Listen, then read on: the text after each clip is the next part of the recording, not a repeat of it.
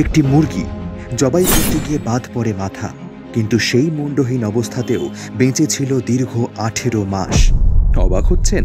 না না, দাঁড়ান দাঁড়ান, অবাক হওয়ার এখনো অনেক কিছু বাকি।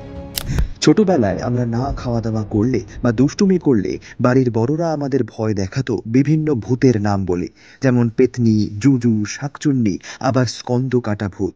কিন্তু যাই হোক, এইসব তো তখন ভয় পেলেও একটু বড় হয়ে বুঝলাম যে এগুলো আসলে হয়ই না। কিন্তু যতই স্কন্দ কাটা ভূত না থাক, পৃথিবীর ইতিহাসে এমন একটি মুরগি ছিল যে কিনা সত্যিই স্কন্দ কাটা। চলুন আজকের ভিডিওতে জানবো সেই বিস্ময়কর মুরগিটিকে নিয়ে। সালটা হবে 1945।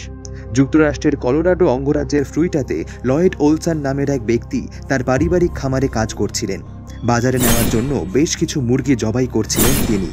এর মধ্যে একটি মুরগি আশ্চর্যজনকভাবে মাথা কাটার পরেও দৌড়াচ্ছিল। তা দেখে লয়েড ঘাবড়ে যায় এবং মুরগিটিকে ধরে একটি বাক্সের মধ্যে রাখে। কৌতূহলবশত পরের দিন সকালে সেই বাক্স খুললেন এবং যা দেখলেন তা রীতিমতো গায়ে কাঁটা দেওয়ার মতো। মুরগিটি তখনও বেঁচে আছে। বিশেষজ্ঞদের মতে মুরগির মস্তিষ্কের বেশিরভাগ অংশ মাথা ও চোখের পেছনে থাকে। যখন ওলসেন মাথা কাটার জন্য কোপ দেন, তখন মুরগিটির মাথার সামনের বেশিরভাগ বিচ্ছিন্ন হয়ে গিয়েছিল, কিন্তু শ্বাস প্রশ্বাস, হজম ও অন্যান্য শারীরবৃত্তীয় ক্রিয়াকলাপ নিয়ন্ত্রণের সঙ্গে জড়িত মস্তিষ্কের অংশটি অক্ষত রয়ে যায়, যার ফলে মুরগিটি মুণ্ডচ্ছেদ হওয়া সত্ত্বেও বেঁচে থাকে। পরবর্তীতে লয়েড মুরগিটিকে খাওয়ানোর কৌশল আবিষ্কার করেন।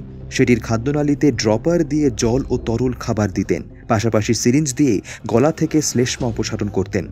লয়েড তার এই বিস্ময়কর মুরগিটির নাম রাখেন মাইক। বেশ সুস্থ সবল শরীর নিয়েই বেঁচে ছিল মাইক। সে সময় মাইক এতটাই বিখ্যাত হয়ে উঠেছিল যে টাইমস ম্যাগাজিনও এটিকে নিয়ে প্রতিবেদন ছেপেছিল। বিশ্বের বিভিন্ন প্রান্ত থেকে লোকের ভিড় জমত মাইককে দেখার জন্য। 1947 সালের 17 মার্চ অ্যারিজোনার ফিনিক্সে প্রদর্শনীর জন্য সফরকালে মাইক দমবন্ধ হয়ে মারা যায়। এই আশ্চর্যজনক ঘটনাটি বহু দশক আগে ঘটলেও ফ্লুইটারে নাগরিকরা মুরগিটিকে ভুলে যায়নি। সেখানে মাইক দ্য হেডলেস চিকেন নামে আজও পরিচিত।